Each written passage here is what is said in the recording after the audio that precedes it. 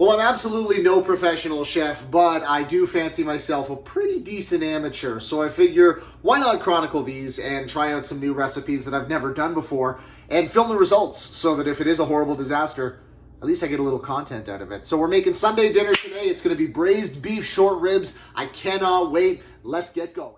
All right, so the next step is prep, and I saved you the, well, that would be the oven. I saved you the boring video of me cutting all these carrots and onions and potatoes because I don't think anybody wants to see that. If you do, let me know in the comments. But pretty basic for what we're doing here today. We've got some roughly chopped carrots, some roughly chopped onion, tomato paste. We've got beef broth, definitely hand-minced garlic, and then a can of Guinness, which we're actually going to put in the food. We're not going to drink it. And then we're also going to do some rustic mashed potatoes. Now, I didn't know when I bought these potatoes that they were purple on the inside. I thought they were just going to be purple skin. So I put a couple of extra normal sized potatoes in their normal color to hopefully balance that out. Maybe we'll get a nice light purple rustic mash. I guess we'll find out. But let's get to prepping the beef. Okay, so what I've got here is a mixture of seasoned flour. So it's seasoned with salt, pepper, garlic powder, and a little bit of thyme. And what the recipe calls for that I saw was just to dredge the beef ribs, the short ribs. So that's what we're gonna do. Now these are just beautiful and I cannot wait to see how these turn out. Hopefully they'll be good. Like I said, I've never braised anything before, and I've especially never done something as nice as short ribs. So let's hope they turn out.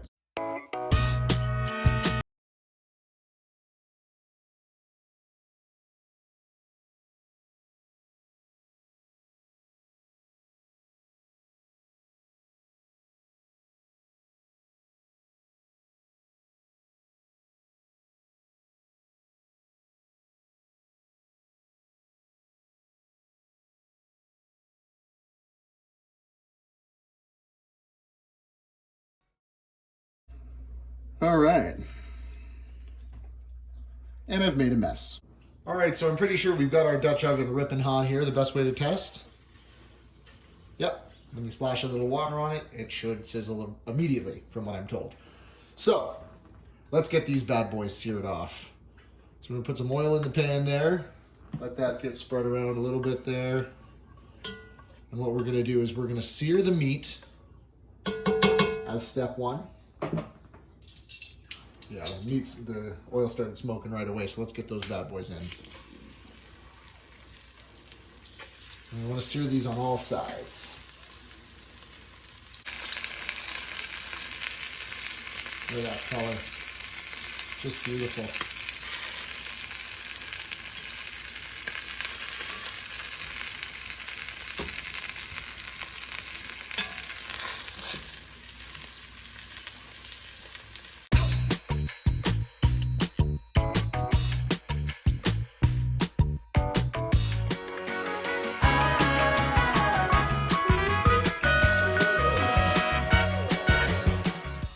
All right, so our beef is seared on all sides there, and as you can see, it has an absolutely beautiful color to it. So we're gonna pull these and set them aside because the next step is going to be to get the Dutch oven ready for the braising process. Okay, so this is gonna be a multi-step process here. So step one is gonna be adding the onions and a healthy amount of garlic.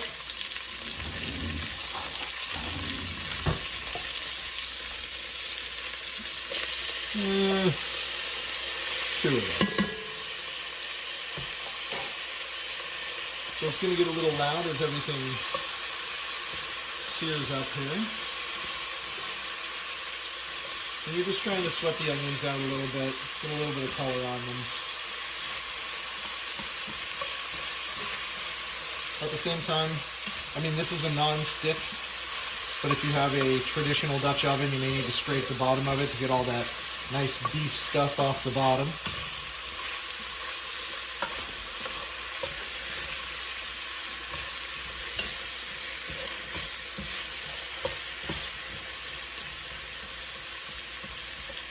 There is nothing on this planet that beats the smell of fresh sauteing onions and garlic. I'll take that to my grave. I don't care. Don't at me on that one. I'm not fighting on that one.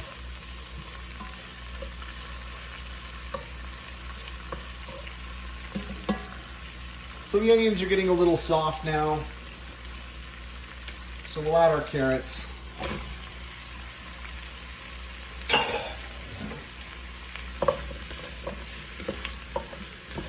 The carrots are going to obviously cook throughout the whole process, but you try to cut them. So you want to try and cut, so you'll cut something like this, shorter than you would a thin piece like this, to try and even out the process, but with carrots, it's never going to be a science, so.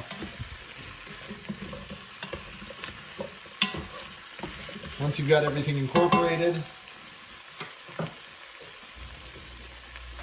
you're going to add a can of tomato paste. And I was skeptical on this at first. I was thinking to myself, that doesn't make any sense. I'm not making a pasta dish, but I've put tomato paste in my last few stews, and it doesn't taste tomatoey. It brings out a really rich flavor. And the sugar from the tomatoes just does something magical to the meat. So we're just going to get this all stirred around here.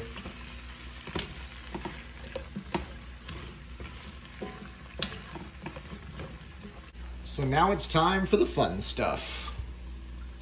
I'm using Guinness. You can use any stout beer. Oh, there we go. All right, let's do a taste test here. Cheers. One for me. That's Guinness, all right. The rest for you. And this is obviously a taste thing. I'm experimenting with it. We'll see how it goes.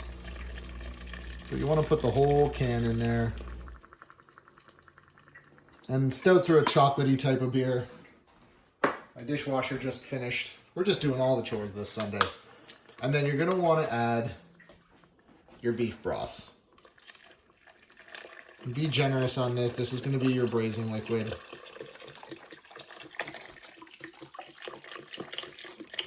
There you go.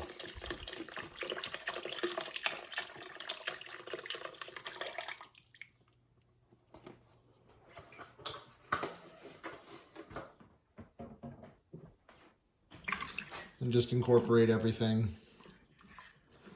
So there we go. We've got carrots, onions, garlic, stout, tomato paste, and beef broth. That's going to be our braising liquid. We're going to add the beef back into this, and then we're going to put it in the oven at 375 for about 2 hours.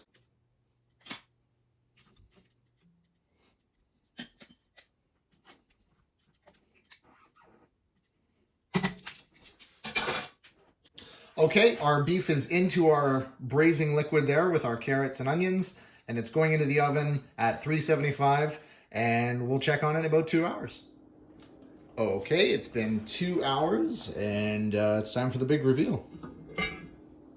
And that looks phenomenal. Okay, so we're going to get those out, and we're going to get the carrots out, and then we'll mix up some gravy with a bit of a flour water slurry mix, and next thing you know, we'll be plating. Okay, so let's recap. So the potatoes came out looking like dryer lint, so we're never going to use purple potatoes again. The carrots may be usable, and the actual short rib is still quite spongy and not exactly as fork tender as I'd hoped. It does pull apart a little bit, but I feel like I probably should have left it in for longer based on the fact that I had to struggle just to get that fork full. So let's give it a try.